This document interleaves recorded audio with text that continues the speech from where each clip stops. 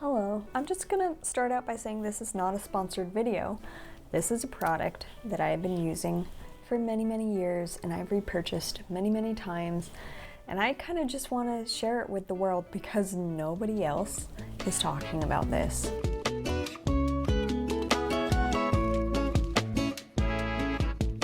It is the Mizon Snail Repair BB Cream, and I'll put an image right here. Mine is a little old. Here's like a little boop, boop, boop, boop, boop. It's a little old and crusty, so we're not going to show it off. But what is a Mizon Snail Repair BB Cream? Many of you use a BB cream. Typically it has skincare and SPF, and typically it doesn't have very good coverage.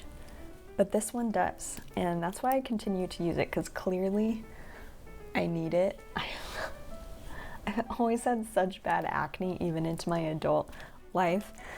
And I love some lower coverage stuff, but it just doesn't work as well, and I tend to go back to the full coverage stuff. So, okay, we've got full coverage. Moisturizing. It has 35% snail serum in it. Some cultures, like Korean skincare, claim that it heals skin cells faster. There's not great research to support that, but it's definitely moisturizing. It helps moisturize and keep things, protect your skin barrier. It's fragrance free, hypoallergenic, SPF 50 plus and PA+++, which if you watch Dr. Dre, the dermatologist, you know that's what you need to get some good coverage. So as far as swatches go, it's not great. Okay, I'm so sorry. It is a Korean skincare brand. It's not really for our darker skinned humans, unfortunately. I think the darkest it goes is kind of like a deep tan or like a medium brown. So just keep that in mind. I am a pale olive.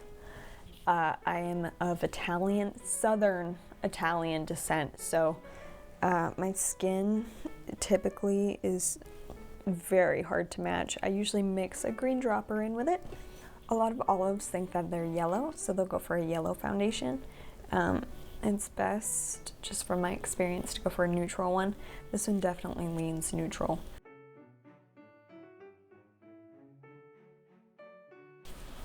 I tend to not use a beauty blender when I'm doing this because you're going to lose a lot of coverage that way, and this has an SPF in it. Like when I'm using it, I'm usually using it partially as an SPF.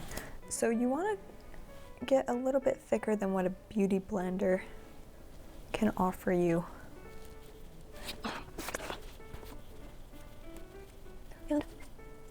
Anyways, some days I don't want to put concealer on, and so I'm just going to demonstrate how well it can cover dark circles.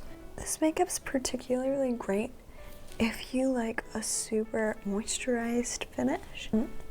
I typically finish it with powder because I think natural skin actually is pretty matte looking, and I have a lot of texture.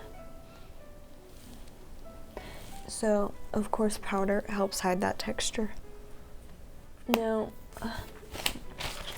it's not the fullest coverage, but it's got a little bit of coverage. I mean, you saw my acne before. It's doing some work. Before we set it, I'm going to do some liquid blush. This isn't really your typical liquid blush. This is more like the Benetint. It's kind of like a stain. It's from 100% Pure, and it's their Fruit Pigment Lip and Cheek Stain. So it is a stain. Okay, I look really shiny right now. So let's set this. We're using a Kosas powder. They are technically a clean beauty brand. I believe this is talc free, but it has a lot of ingredients in it that is not great for the skin. It's not non-comedogenic, and I have acne prone skin, so I did try putting this all over my skin at one point, this setting powder. It's a baked setting powder, and it broke me out really badly in places I never break out. So I only use it under my eyes because it does have a little bit of coverage and I have very dark under eye circles.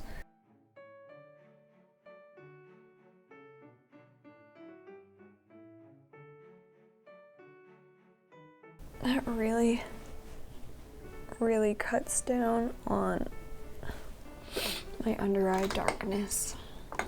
It's a good shade. Okay, next.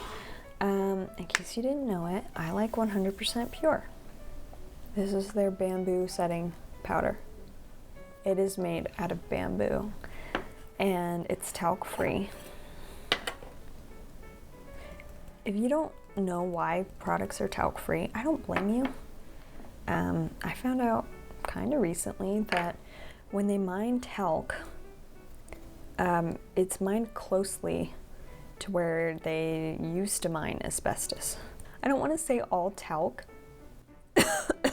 has asbestos in it, but there is a certain level that is allowed to be in talc products. So I put on a pretty generous amount, right? Sometimes that can create kind of like a silica type of situation where you get flashback. So if you're going to a wedding, like if you're doing your makeup for your wedding, I'll do a tutorial in the future of some alternatives. Usually I do use talc because it's a one-time or, you know, just a couple times.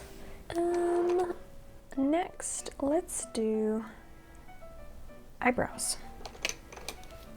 Oh, I just use an Essence product, Make Me Brow. It's like a fiber builder type of wet product that you brush on. Alright, see, that one didn't really go away. That it's like, I don't know, if your face is too perfect, people start to get a little freaked out around you, to be honest. Everybody has acne scars and pimples, and if they don't, then they're a freak of nature, and I'm jealous of them. Let's do this Juvia's Place. Dude, this is the most incredible eye makeup line you can find. My skin looks so much better. Kidding me? Like, I still have some stuff poking through, but it just looks healthy and it looks like skin. This bareMinerals BarePro, it's like a moisturizing matte lipstick that doesn't budge.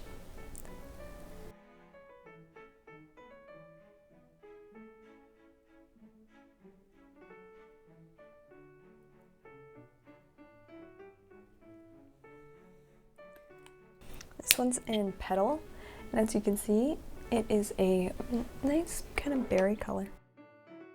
For mascara, I used the Tarte Maneater. It is incredible.